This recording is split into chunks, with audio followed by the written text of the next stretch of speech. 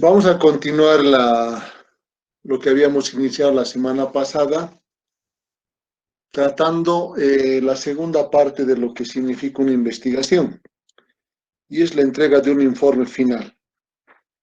Quiero plantear inicialmente dos cosas.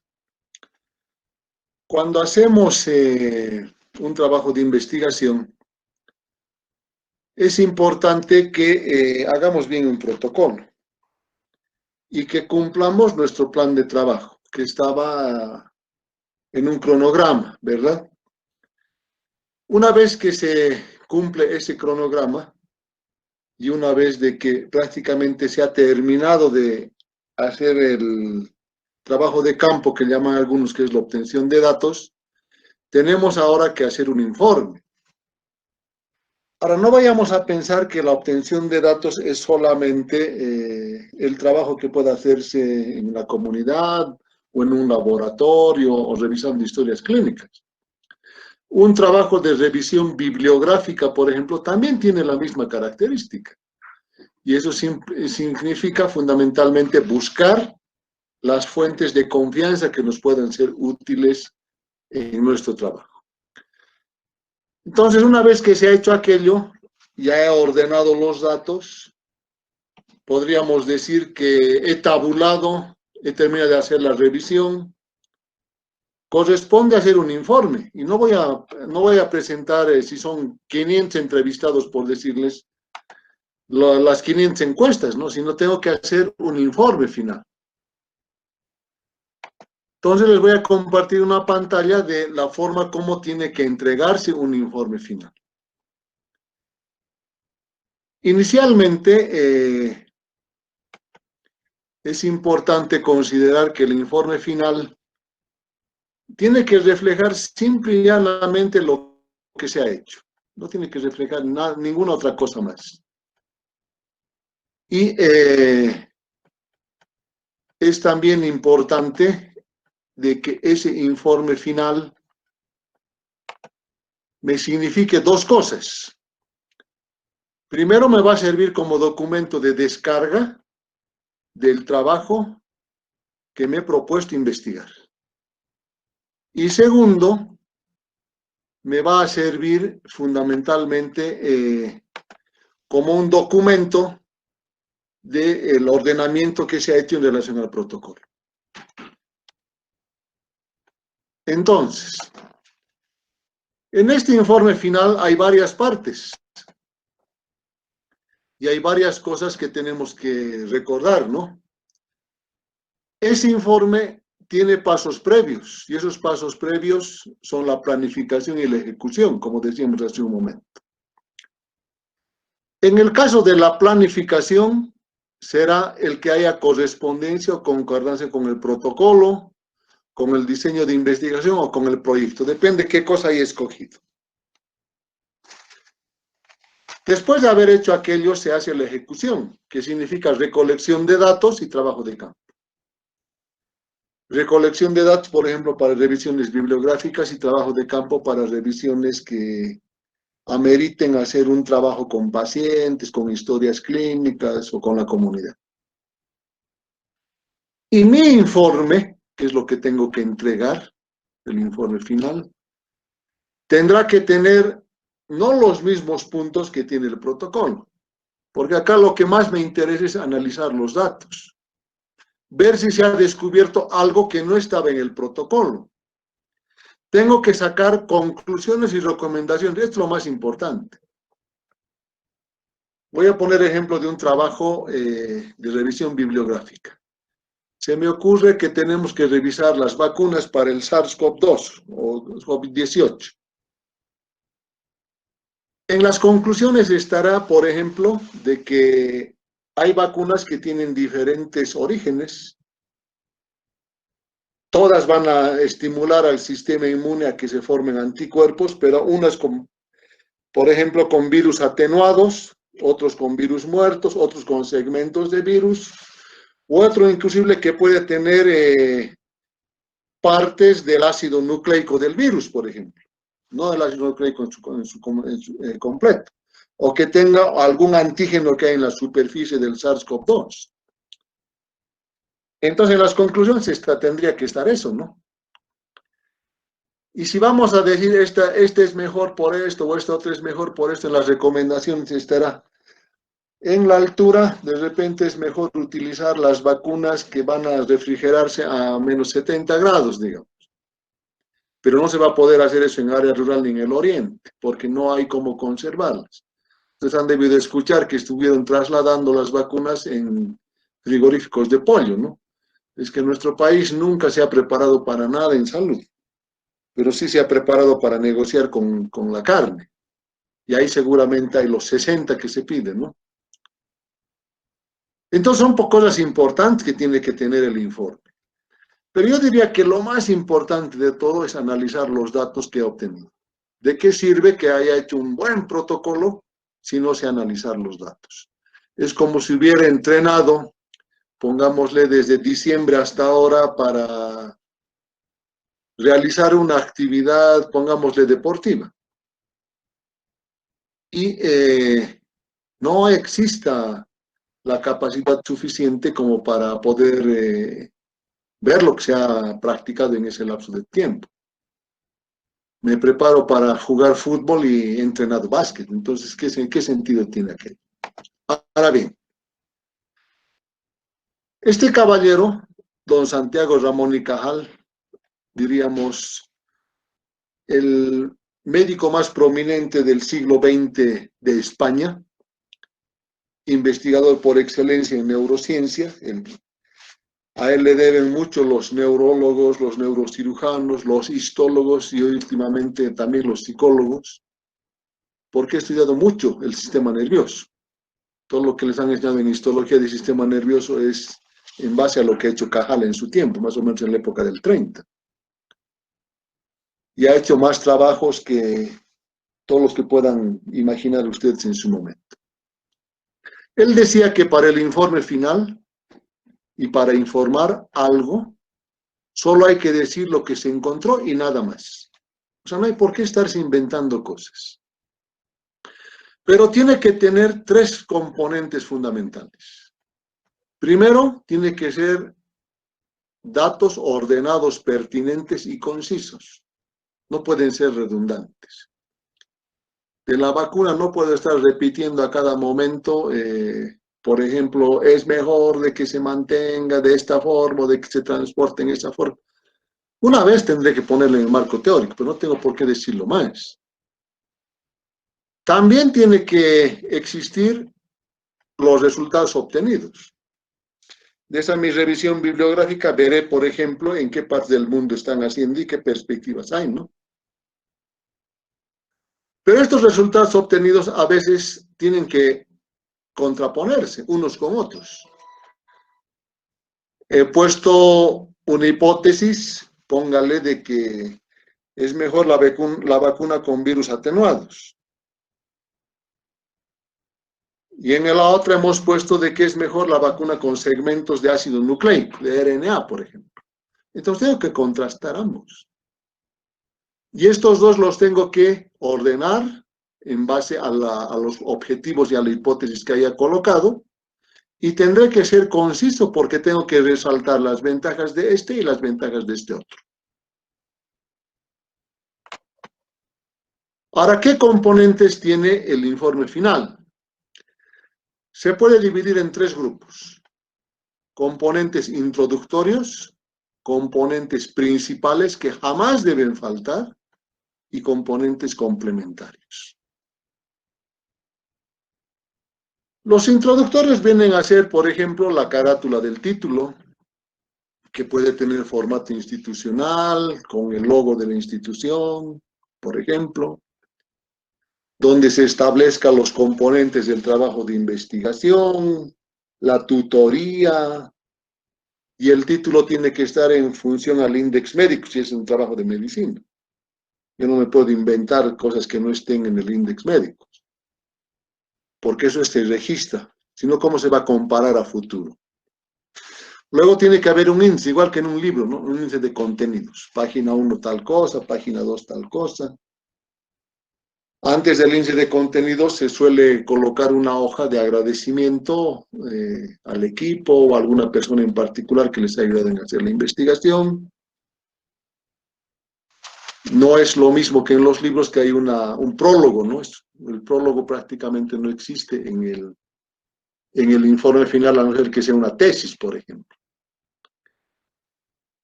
Eso se puede circunscribir a unas 2 o 3 carillas, o sea, las páginas que no entran en la parte de numeración. Se utiliza una numeración de tipo romano o sin numeración estos componentes introductorios. Luego, los componentes principales jamás deben faltar. Lo único que puede cambiar un poquito es el orden del último punto, el resumen estructurado. Siempre debe haber introducción, siempre debe haber planteamiento del problema. Se tendrá que copiar los objetivos. Ahora estos objetivos pueden modificarse en el curso del tiempo. Últimamente en trabajos de investigación científica se acostumbra a colocar pregunta de investigación, o se puede poner hipótesis. Yo les pongo objetivos porque todavía primero tenemos que trabajar primero con objetivos y luego ver si vamos a hacer hipótesis. Su tutor lo definirá. O si van a hacer trabajo de investigación, habrá que hacer una pregunta de investigación en ese punto. Se tiene que describir la metodología. Yo les voy a ser sincero, la introducción viene en el título. No hay mucho que hacer. Y el planteamiento del problema puede tener varias cosas, que las vamos a ver enseguida. Pero el punto fundamental es la metodología que hemos seguido para hacer la investigación. Luego vienen los resultados, luego la discusión de los resultados, finalmente las conclusiones y recomendaciones.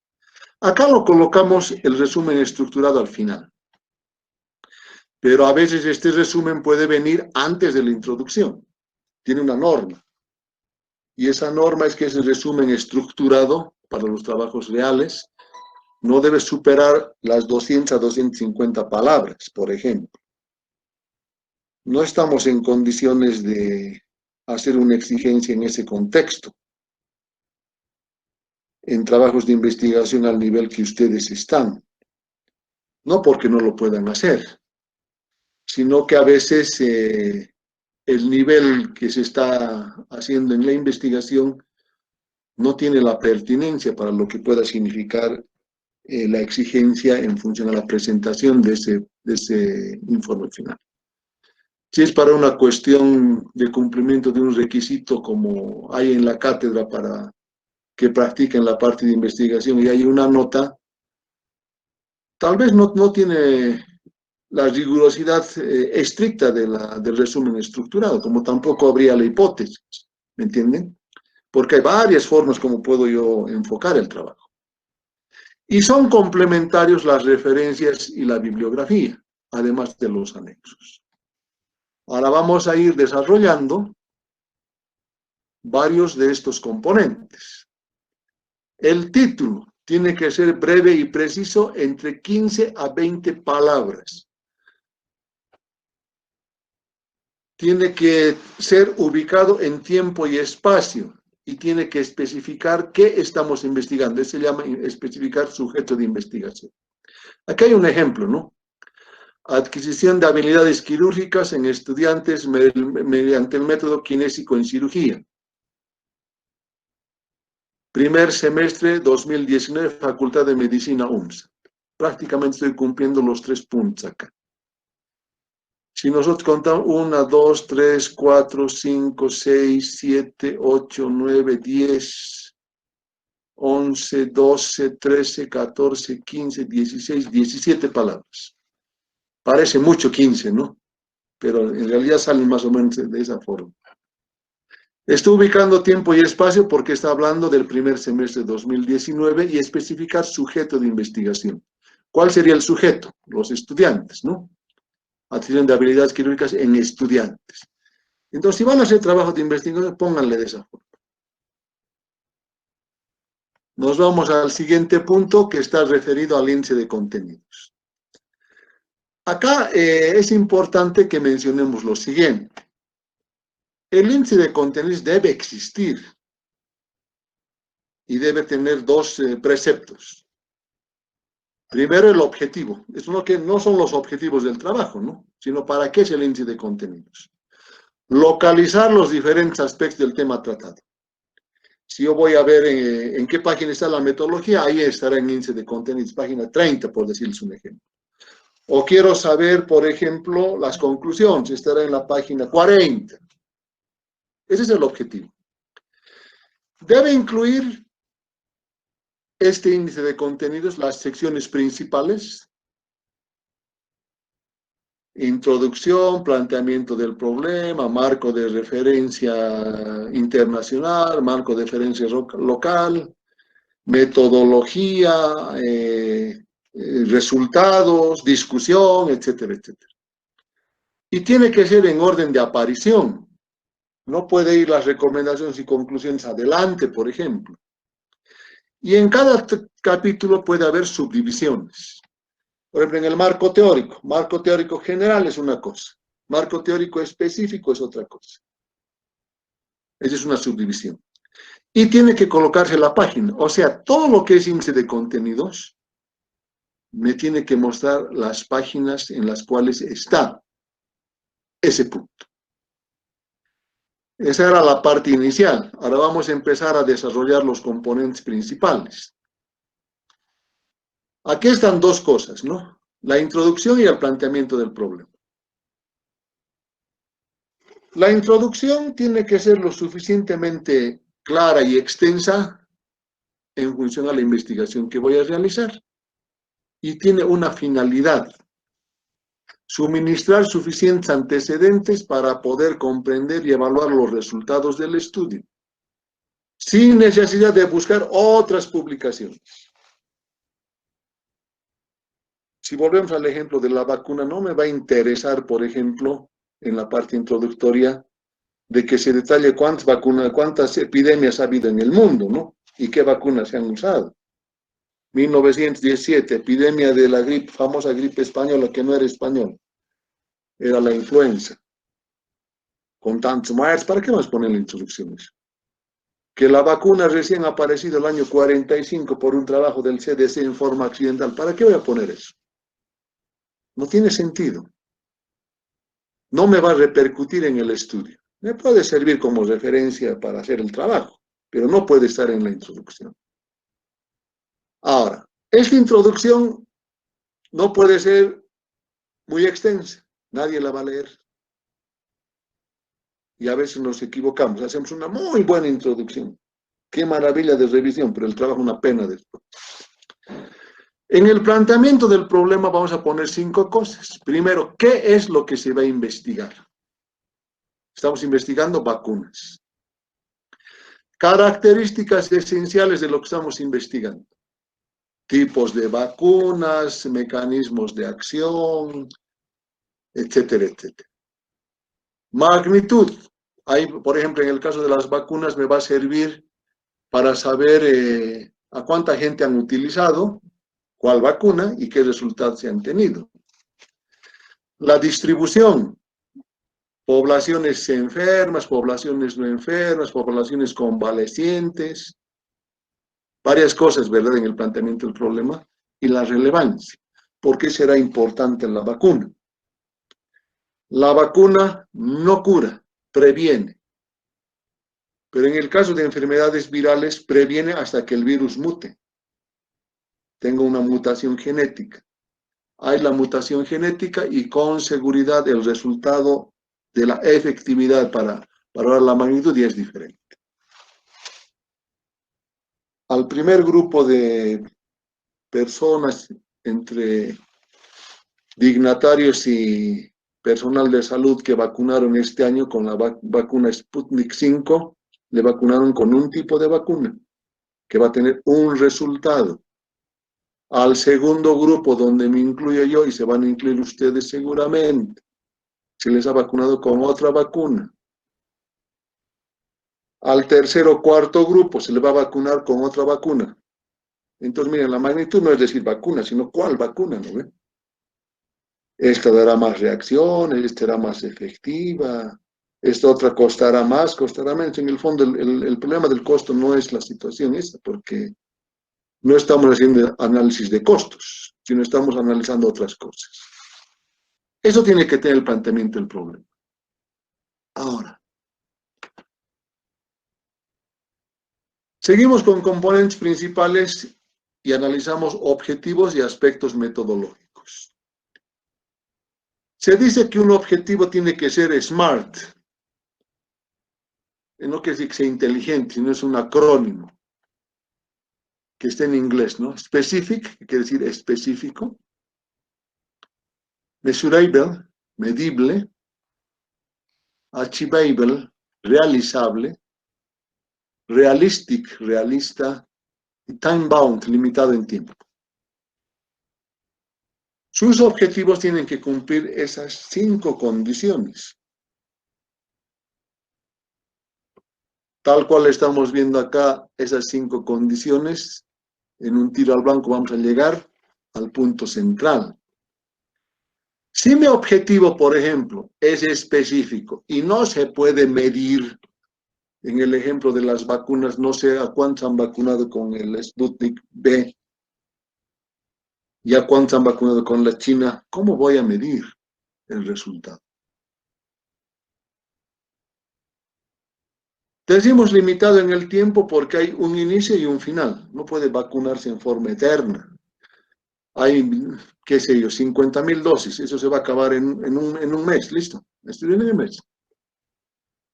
O vamos a hacer un estudio, pongámosle, de heridas por arma de fuego, ocurridas el año 2020. Comienza en enero y termina en diciembre. No puede ser indefinido.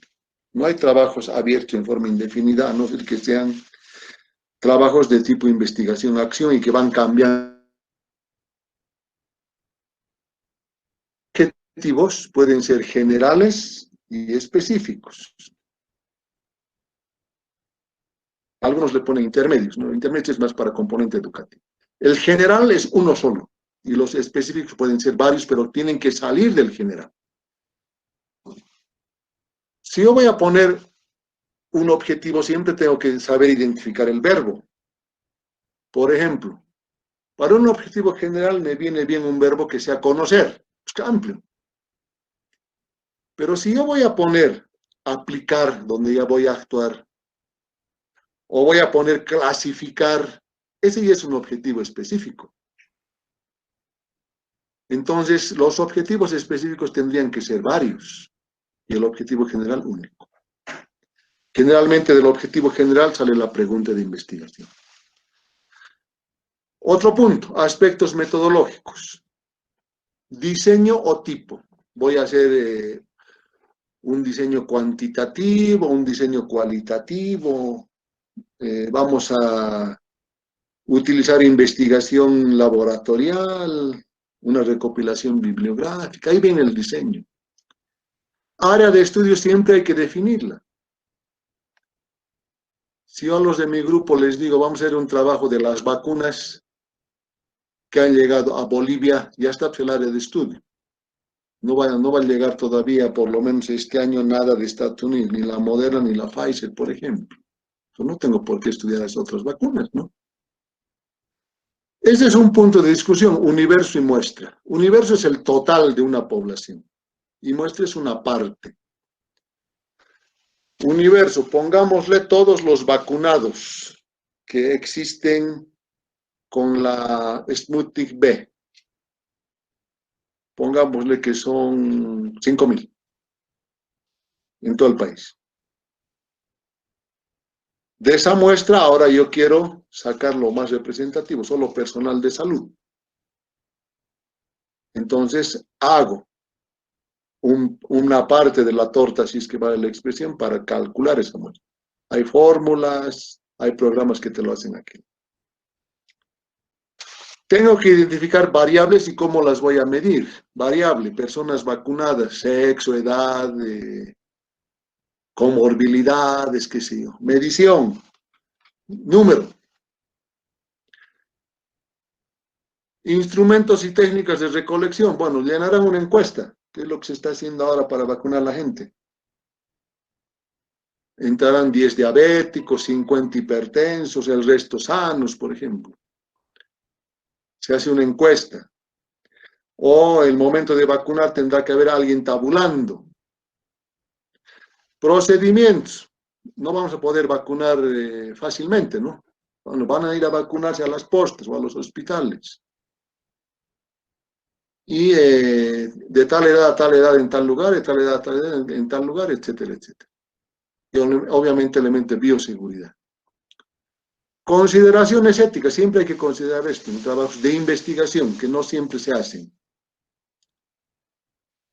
Si hay alguien que tiene una insuficiencia renal y es terminal y tiene miedo de morirse por infección por COVID-19, se puede vacunar, pues. Pero no quiere decir de que diga, se ha vacunado uno que tenía falla renal, ¿no ves? Y finalmente, plan de procesamiento y análisis de los datos. ¿Qué voy a hacer? ¿Qué variables voy a utilizar? Voy a hacer medidas de tendencia central, dispersión, tablas de contingencia. ¿Qué cosa voy a calcular? Ahí vendría la importancia que tiene el aspecto metodológico. Por eso, para mí, yo solamente en los trabajos que me traen de las tesis leo esto, su pregunta de investigación y esto, en el protocolo. Y cuando veo el informe, tengo que buscar lo mismo. Ahora, a veces se da la situación de que no ves el protocolo, pero ves el informe final, ¿no? Vamos para adelante. Resultados. En resultados acá ahora vamos a discriminar resultados para investigación cuantitativa y resultados para investigación cualitativa. Cuantitativa es cantidad. Ahí tiene que haber números. La cualitativa no hay números habitualmente. Es solamente decir sí o no y ahí se acaba el asunto. Los resultados cuando es una investigación cuantitativa de calidad, dicen algunos, es observacional. En cambio de cualitativa es narrativa. No les voy a exigir a los de mi grupo, por ejemplo, que me hagan investigación cuantitativa si no hay opción de que hagan encuestas, por ejemplo. Si van a hacer revisión bibliográfica, no voy a evaluar quién ha revisado más textos, sino qué cosas han revisado, nada más. Entonces tiene que ser narrativo. Pero si yo voy a decir a los de mi grupo, vamos a ir a hacer una encuesta, qué sé yo, a las auxiliares de enfermería, para saber quiénes se han vacunado, dónde y cuántas dosis han recibido, ahí sí es observacional, ¿no? Se han vacunado 50, de las 50, 40 han hecho las 2 dosis, 10 no han hecho la segunda dosis porque se han enfermado, qué sé. Entonces, en la investigación cuantitativa tengo que hacer tablas, tengo que hacer gráficos, dos cosas que nunca tienen que faltar. Y tengo que ver su forma de presentación, analizando tablas y gráficos. En cambio, en la cualitativa, que es narrativa, hago una descripción. ¿Qué tantas vacunas, qué tantas otras vacunas, qué sé yo, si hablamos del mismo ejemplo que damos? Fenómenos o situaciones. Es muy probable que yo vea de que en la revisión hayan unas vacunas que sean mejor que otras, ¿no? Unas cubren 90%, otras 60%, otras no se sabe cuánto. Pero cuando se habla de pandemia, todo sirve. La cosa es que tu sistema inmunológico responda. Entonces ponemos, pues, situación, pandemia. Fenómeno, costo. Se tiene que acudir a donaciones. De la OMS, de la OPS, lo que sea. Eso tendrá que estar en el informe. Y las conductas observadas, por ejemplo, ¿a cuántos ha habido reacciones? ¿O qué temor ha habido en la gente que se vacunaba? Yo les voy a contar una cosa que les va a parecer un poquito irrisoria. Cuando yo me he ido a hacer vacunar, estaban colegas de mi mismo centro de trabajo haciendo fila. Y había uno de ellos que no se vacunó, tenía miedo. Quería ver primero qué reacciones tenían los que salíamos. Y cuando han encontrado seguridad de que no pasaba nada, recién se ha hecho vacunar. Como han habido otros que han dicho no, no es conveniente porque puede producir reacciones y no se vacunan. Pero eso no quiere decir que no entren al trabajo, entran al trabajo. Entonces son situaciones que hay que plantearlas, ¿no? De estos resultados, de cualquiera de las dos líneas, tiene que salir una discusión. Esta discusión es otro punto importante, que a veces se lo redacta como si se pensara que hay que discutir y pelear con alguien. Primero tengo que analizar las variables que yo mismo he puesto. Hay que separar, hay que examinar, a veces hay que interrelacionar, hay que correlacionar. Si yo he puesto sexo, bueno, ahí tendrá que haber tantas mujeres, tantos varones. Si voy a hablar de interrelación en cuanto a reacción, por ejemplo, se ha visto gente que de mayor edad no tiene reacción y gente de menor edad sí tiene reacción, por ejemplo. Para los estudios cuantitativos hay que hacer dos cosas. Hay que hacer estadística descriptiva y hay que hacer estadística inferencial. Por eso es más difícil hacer.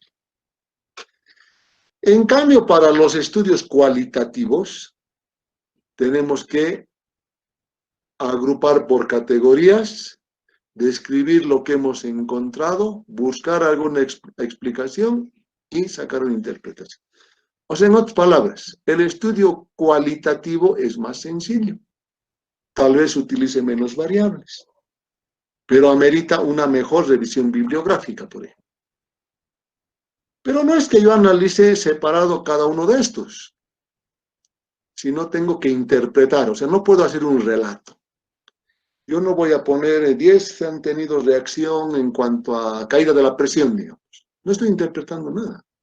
Tendré que decir, 10 personas han tenido hipotensión arterial después de la administración de la vacuna, qué sé yo, por nerviosismo, por situación de estrés, o porque no estaban en ayunas, una cosa así.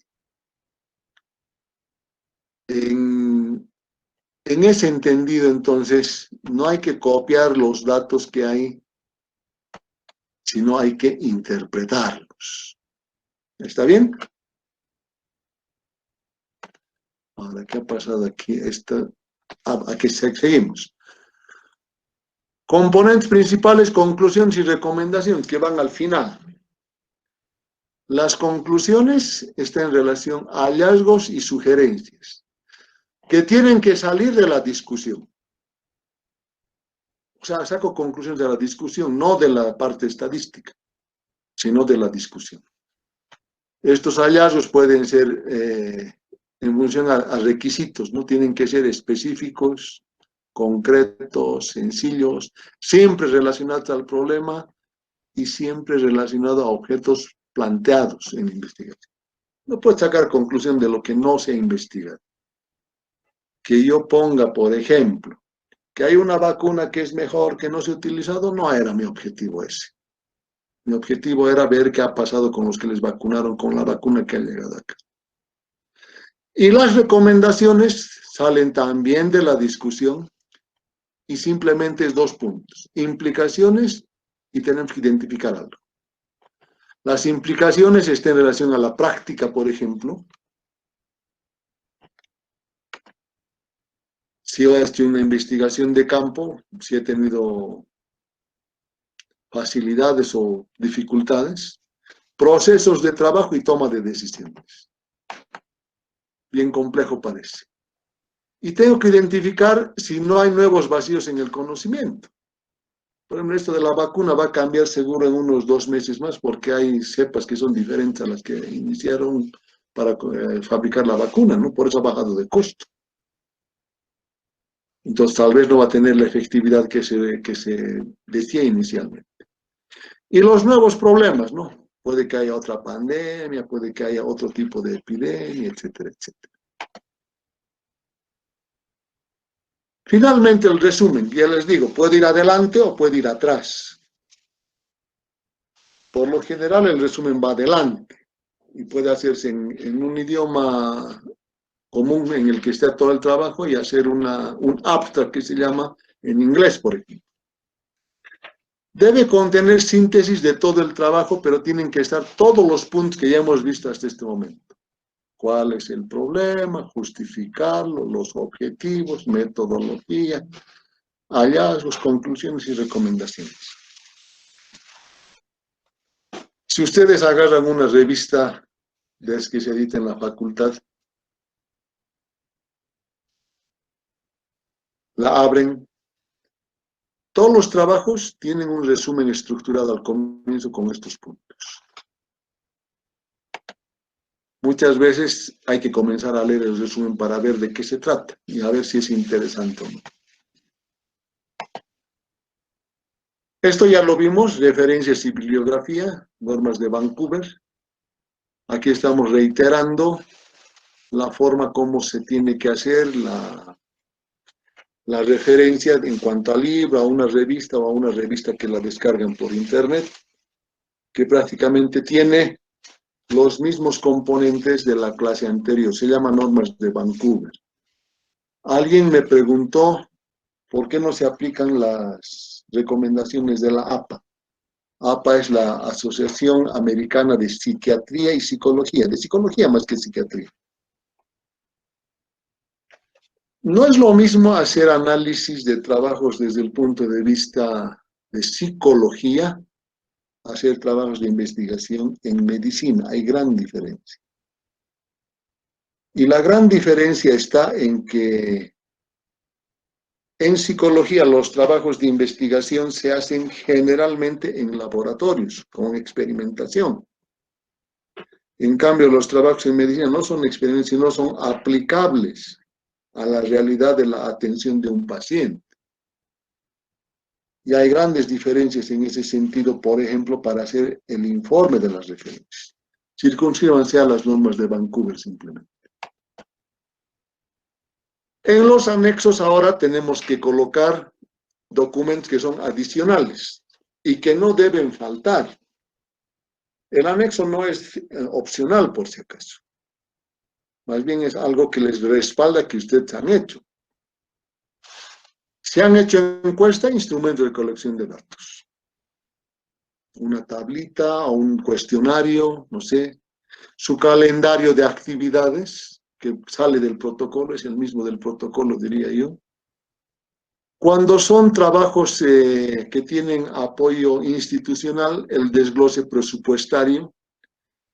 Como ustedes están haciendo un trabajo de investigación de cumplimiento de requisitos simplemente, ese desglose presupuestario puede salir, pero si alguien se consigue un financiamiento de algún lado, tiene que haber el desglose, ¿no? Les dieron 10,000 bolivianos y en qué han gastado.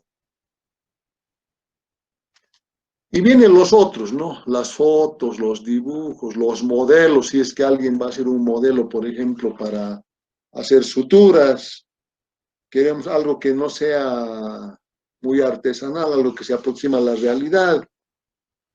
Entonces tendrán que hacer un modelo, qué sé yo, en base a modelos de simulación, con diferentes materiales, o utilizar para cirugía endoscópica, por ejemplo, simulación a través de computadora, qué sé yo. Todo eso tendrá que incluirse, ¿no? Y el principal descargo muchas veces es la foto, donde se ve muy bien al grupo. Son 10, a los 10 se los ve muy bien arregladitos ahí. ¿Para cuántos habrán hecho? Solo los del mismo grupo lo saben, ¿verdad? Entonces, básicamente, eso es el protocolo de investigación, perdón, el informe final de investigación, que más o menos tiene que ir siguiendo el protocolo. Tiene que ir siguiendo el protocolo y seguir con los puntos del protocolo. Es muy probable que haya grandes diferencias si yo voy a investigar en la Facultad de Medicina de la UMSA o en la UNAM o en la Universidad de Chile. Puede haber diferencia en cuanto a la calidad de investigación, pero no va a haber diferencia en relación al contenido. El contenido tiene que ser igualito. Lo que hagan en el campus norte de la Universidad de Chile tiene que entenderse en cualquier otra parte del mundo. Lo que hagamos nosotros tendrá que ser interpretado también en cualquier parte del mundo. Aunque hay instituciones que a veces tienen sus puntos claves que dicen ellos, ¿no? La pregunta de investigación, por ejemplo, ha nacido en Chile, en Temuco, y todos los trabajos de investigación real hoy en día tienen que tener. Y a partir de allá se generalizó. En el caso de la UNAM, que se tiene, diríamos, como una institución muy reguladora de la investigación en México, los protocolos tienen que pasar por 3 revisiones y las investigaciones van a una fase previa, preparatoria que se llama, que es hasta que se acostumbre el investigador a utilizar el instrumento. Una segunda de familiarización a otras personas porque nunca lo hace solo. Y la tercera, entre todos recién hacen la investigación y alguien tiene que recopilar los datos. Sería ideal que trabajemos nosotros en cada grupo así, ¿no? Pero no todos están entrenados para lo mismo. Bueno, eso es lo que tendríamos que tratar en la actividad de hoy referente a el informe final. No sé si alguien quisiera hacer alguna pregunta.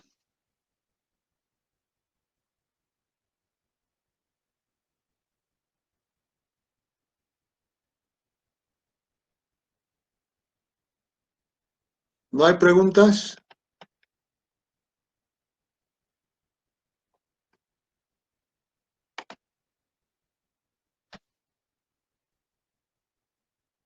Bueno, si no hay preguntas, entonces acabamos nuestra clase de hoy referente a el informe final del trabajo de investigación. Simplemente espero de que ustedes hagan su protocolo, hay una fecha de entrega y quienes tengan que hacer la investigación lo hagan en base a los parámetros que más o menos se les ha orientado. Entonces, si no hay ninguna pregunta, podemos desconectarnos. Que les vaya bien. Hasta luego. Gracias, doctor. Hasta luego, doctor. Gracias, doctor. Hasta luego. Hasta luego. Hasta luego. Hasta luego, doctor.